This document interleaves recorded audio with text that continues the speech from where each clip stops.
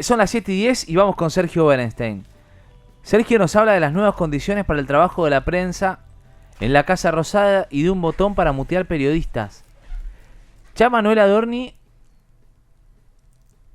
avisó respecto de los influencers o youtubers, por ejemplo, que pueden o que están participando de las conferencias. Pero Sergio nos trae el silencio de la prensa que ya predecía problemas institucionales severos. Imagínense que fuera sin las preguntas, aún de los hechos que no nos gustan o no nos representan.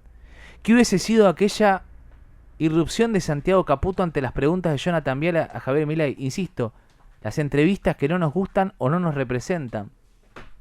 Una pregunta y repregunta llevó al presidente una maraña de cosas que su equipo resolvió inmolarse. Sergio Bernstein, del trabajo de la prensa, de los problemas institucionales severos, te escuchamos esta mañana. La cuestión de la prensa no tiene que ver con la prensa, tiene que ver con las instituciones, con la libertad, con la Constitución, con la ley. No es que nos estamos mirando el ombligo, Hernán, al contrario, lo que estamos tratando de entender es por qué el gobierno está intentando silenciar a colegas que hacen preguntas incómodas. El rol de la prensa es hacer preguntas incómodas, es poner luz, es justamente tratar de identificar aquellas cuestiones que el poder, no importa quién lo tenga, quiere ocultar. Por eso a los gobiernos les molesta la prensa.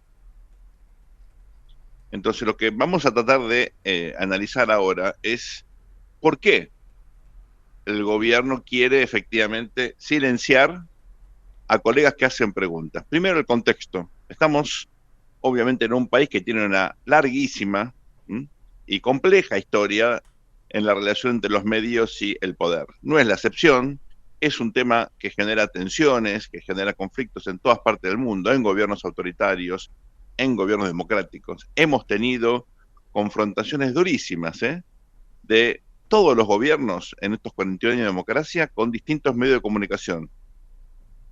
Y hemos tenido también situaciones absurdas de persecuciones a periodistas, con gobiernos radicales, con gobiernos peronistas.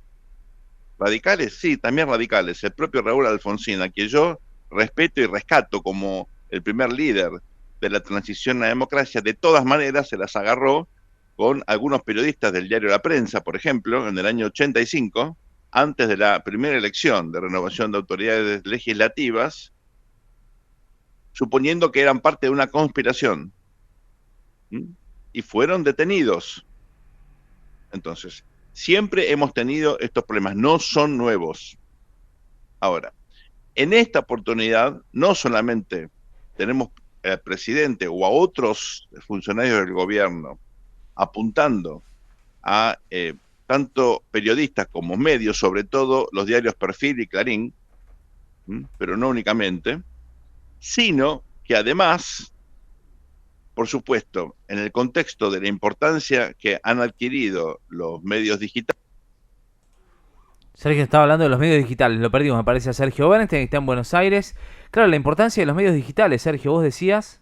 Que son fundamentales para informarse, pero también por esta dinámica de, ataques coordinados a personas que incomodan al poder, o a medios que, por supuesto, pueden tener su trayectoria, a uno le puede gustar más o menos, uno elige qué leer, a quién leer, cuándo, sobre qué temas, pero lo importante es que se garantice la libertad absoluta de prensa y expresión. No solo porque es una garantía de la Constitución, sino porque fundamentalmente para la ciudadanía es una garantía de que el poder está controlado. Eso siempre es bueno, no importa quién detenga el poder. Insisto, acá no es algo contra Milei o contra Cristina o contra Macri, es contra quien tenga el poder.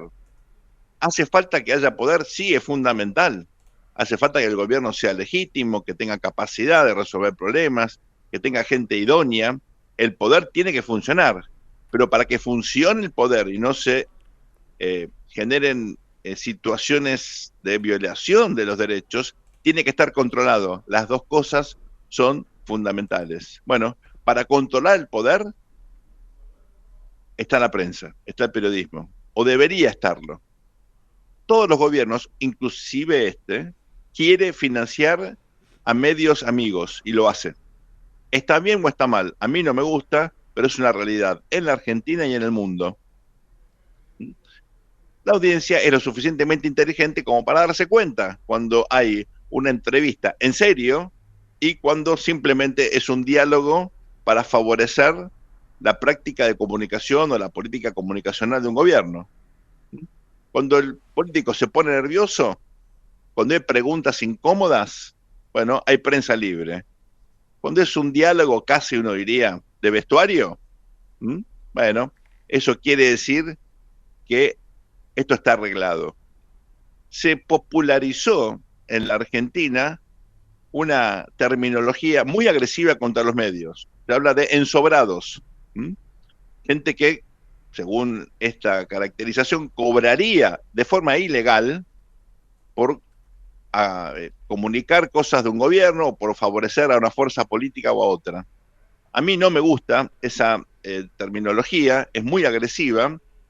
Si ustedes me preguntan, ¿conocés gente que cobra? Sí, conozco gente que cobra. Conocí gente que cobra en todos los gobiernos. Y conozco, por suerte tuve oportunidad de vivir en otros países, en Estados Unidos, en México, y vi lo mismo en todos lados. A mí no me gusta. Es una práctica que efectivamente, primero, es ilegal, y segundo, bueno, forma parte de los mecanismos para controlar a los medios de comunicación. Ahora, dicho esto, ¿no es cierto acaso que esa caracterización de ensobrado se utiliza de forma discrecional para afectar la reputación de colegas que hacen su trabajo o que tienen una trayectoria impecable y que simplemente son embarrados como parte de una metodología de comunicación, en este caso del gobierno libertario? Sí, también. Entonces, acá hay que separar la paja del trigo, comprender que el gobierno actúa de la forma más tradicional posible en agredir a los medios de comunicación y a periodistas. Y eso está muy mal. Muy mal. Es muy peligroso. Es el comienzo de algo que puede escalar.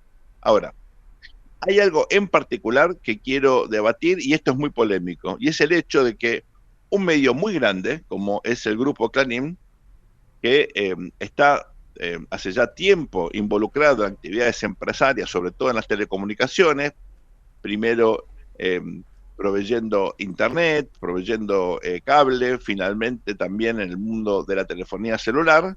Bueno, ha anunciado una operación muy significativa con la participación de bancos internacionales inversores internacionales que están regulados en Estados Unidos, y esto es muy importante. Han anunciado la compra de Telefónica de España, una de las proveedoras también de telefonía fija y celular, también de internet. ¿Qué ha hecho el gobierno? Anunció que quiere monitorear esta operación y con la confrontación abierta del presidente con el Grupo Clarín, que recuerda a lo ocurrido tanto en el menemismo como, sobre todo, en los peores años del autoritarismo kirchnerista. Insisto, los peores años del autoritarismo kirchnerista, cuando hubo leyes específicas para destruir al Grupo Clarín, como la ley de medios.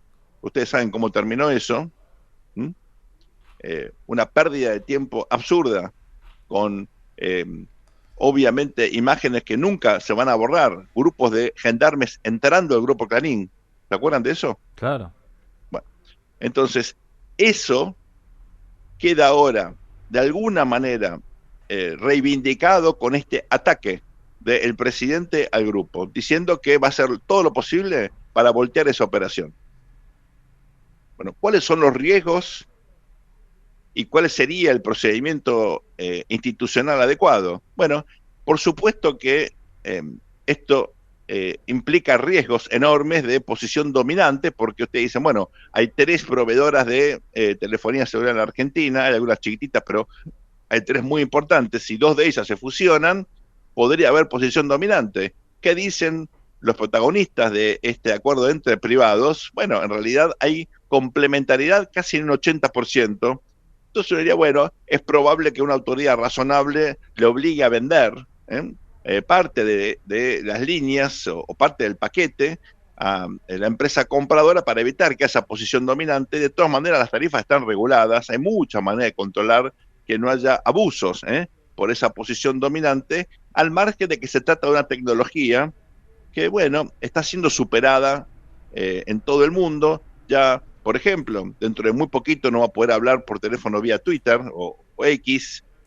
Los proveedores 5G tienen innovaciones enormes por telefonía celular, satelital también no va a poder hablar. En fin, hay una cantidad de innovaciones muy significativas que vuelven a los teléfonos celulares actuales viejos, dentro de muy poquito. Ahora, al margen de eso, el Estado tiene la obligación de garantizar la libre competencia.